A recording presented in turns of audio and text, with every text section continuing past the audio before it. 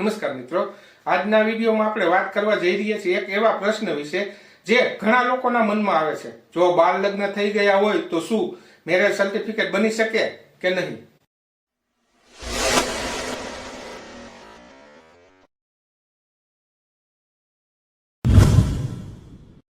મિત્રો, આ પ્રશ્ન સામાન્ય નથી, પરંતુ ખૂબ જ ગંભીર અને કાનૂની રીતે મહત્વનો છે।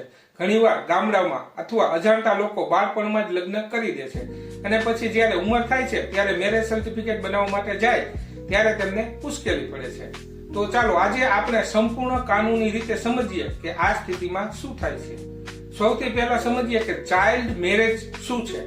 ભારતમાં હાલના કાયદા મુજબ છોકરીની લગ્ન કરવાની કાનૂની ઉંમર 18 વર્ષ છે અને છોકરાની 21 વર્ષ છે। જો આ ઉંમર પહેલા લગ્ન થાય છે તો તેને ચાઇલ્ડ મેરેજ કહેવાય છે। હવે પ્રશ્ન આવે છે કે આ લગ્ન માન્ય છે કે ગેરકાયદેસર? મિત્રો, અહીં એક મહત્વની વાત છે, ચાઇલ્ડ મેરેજ ગેરકાયદેસર છે, પરંતુ તે સંપૂર્ણપણે અમાન્ય નથી। કાયદાની ભાષામાં તેને વોઇડેબલ મેરેજ કહેવામાં આવે છે।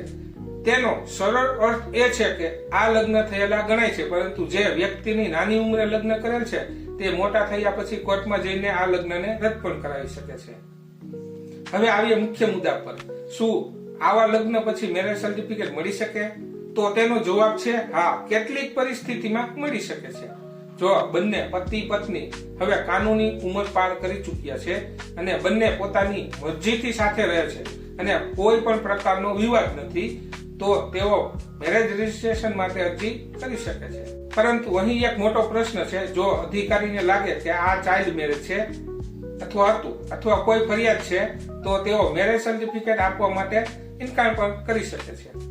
ઘણા કેસોમાં એવું બને છે કે લોકો વર્ષો પહેલા બાળ લગ્ન કરે છે અને પછી જ્યારે તેઓ 18 કે 21 વર્ષ પાર કરે છે ત્યારે મેરેજ રજીસ્ટર કરવા જાય છે ત્યારે અધિકારીઓ તપાસ કરે છે કે લગ્ન ક્યારે થયા હતા। જો સાબિત થાય કે લગ્ન બાળપણમાં થયા હતા તો કેસ કાનૂની રીતે જટિલ બની શકે છે। હવે સમજીએ કયા ડોક્યુમેન્ટની જરૂર પડે છે। મેરેજ રજીસ્ટ્રેશન માટે સામાન્ય રીતે જોઈએ તો પતિ પત્નીનું આધાર કાર્ડ, ઉંમરનો પુરાવો, લગ્નના ફોટા, લગ્નનું આમંત્રણ કાર્ડ અને સાક્ષીઓ। જો આ બધું હોય અને બંને હવે કાયદેસર ઉંમર ધરાવે છે તો રજીસ્ટ્રેશનની શક્યતા વધે છે, પરંતુ જો કોઈ પક્ષ લગ્નથી ખુશ નથી અથવા દબાણમાં લગ્ન થયા હતા તો તે વ્યક્તિ કોર્ટમાં જઈને આ લગ્ન રદ કરાવી શકે છે। અને મિત્રો, એક ખૂબ જ મહત્વની વાત, ચાઇલ્ડ મેરેજ કરાવનાર વ્યક્તિઓ સામે કાયદાકીય કાર્યવાહી પણ થઈ શકે છે, એટલે કે માતા, પિતા, સંબંધીઓ અથવા પંડિત પણ સજા ભોગવી શકે છે। આથી આજના સમયમાં આવી ભૂલ કરવી ખૂબ જોખમી છે। હવે એક પ્રેક્ટિકલ ઉદાહરણ લઈએ। ધારો કે એક છોકરીના 16 વર્ષની ઉંમરે લગ્ન થયા, પછી તે 19 વર્ષની થાય છે અને પતિ સાથે રહે છે। હવે તેઓ મેરેજ સર્ટિફિકેટ માટે અરજી કરે છે। આવા કેસમાં શક્ય છે કે અધિકારી તેમની હાલની સ્થિતિ જોઈને સર્ટિફિકેટ આપી દે, પરંતુ જો કોઈ ફરિયાદ હોય તો મામલો અટકી પણ શકે છે। હવે મિત્રો, અહીં સૌથી મહત્વની વાત છે કોન્સેન્ટ, એટલે કે બંનેની સંમતિ। જો બંને ખુશ છે અને કાયદેસર ઉંમર પાર કરી છે તો પ્રોસેસ સરળ બને છે, પરંતુ જો કોઈ એક પક્ષ વિરોધ કરે તો આખો કેસ કોર્ટ સુધી જઈ શકે છે। આનો આખરે નિષ્કર્ષ એવો છે કે ચાઇલ્ડ મેરેજ ગેરકાયદેસર છે, પરંતુ તે સંપૂર્ણ અમાન્ય નથી। મોટા થયા પછી મેરેજ સર્ટિફિકેટ મળી શકે, પરંતુ તે કેસ પર આધારિત છે। મિત્રો, મારી સલાહ એ છે કે ક્યારેય બાળ લગ્ન કરશો નહીં।